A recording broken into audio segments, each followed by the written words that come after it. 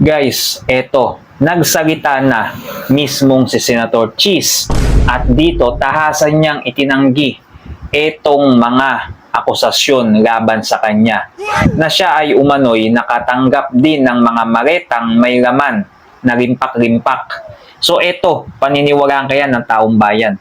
Etong sinasabi ni Senator Cheese na kaya nga nagsalita siya ngayon ay gusto niyang linawin na wala nga siyang kinalaman at hindi pwedeng makatanggap siya ng mareta dahil ayon sa kanya ay magkagalit nga daw sila ni Zaldico. O eto, panoodin natin ngayon yung video, pero bago yan, baka pwede mag-subscribe naman kayo. Pakipindot yung subscribe button dyan sa ating YouTube channel, Ken Watch, no? Nasa ganun, lagi kayong updated. At salamat guys kung tutulungan ninyo ako na ma-hit natin yung 1,000 subscribers, no? Salamat. So eto, panoodin natin ngayon yung video. Itinanggi ni Senator Cheese Escudero na tumanggap siya ng mali-malitang pera mula kay dating Congressman Zaldico. Sa podcast ng Senador, sinabi niyang imposible yan dahil alam daw ng marami na magkagalit sila ni Ko. Mali rin daw ang sinabing address niya na pinagdalhan ng mga maleta.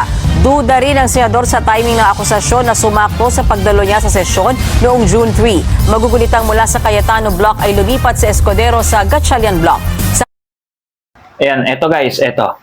Yung paglipat niya dyan sa Gatchalian Block, nagka-issue yan dyan. Sabi ng ilan o ng iba, ayon sa mga ibang nakikita natin sa social media at yung mga tao na nagsasabi, na kaya daw sinama daw to si Senator Cheese dahil nga lumipat siya o kumbaga, ano bang tawag doon, tumalon siya sa kabilang bakod. Kaya nagka-issue siya nito. Sinasabi nila gawa daw ng mga DDS etong kaso ni Cheese.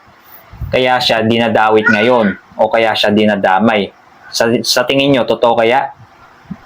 Totoo kaya na dinadawit lang siya dahil nga tumalon nga siya or lumipad siya sa ibang pugad, no, 'di ba, sa ibang pugad. Kabila ng anyay maling paratang ay wala raw plano ang senador na magsampa ng reklamo kaugnay ng akusasyon ng mga umano'y bagman ni Ko. Hindi na ako nagulat, pero tahasan kong sasabihin, hindi totoo yan dahil magkagalit kami ni Congressman Ko sa mahabang panahon at imposibleng mangyari yan. Mga kapatid, Yun ang yun ang pahayag ni Senator Cheese tungkol diyan sa issue na yan. Taasan niyang hindi niya sinasabi na talaga, na kasabot siya, tinatanggi niya. Kasi nga matagal daw na panahon na magkagalit daw sila ni Zaldico, no?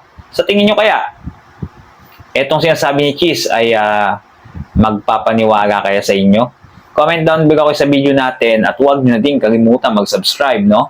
Lagi kayong updated, no, sa mga susunod pa nating mga video. Comment na nang sa ganun malaman ko ang inyong mga opinion.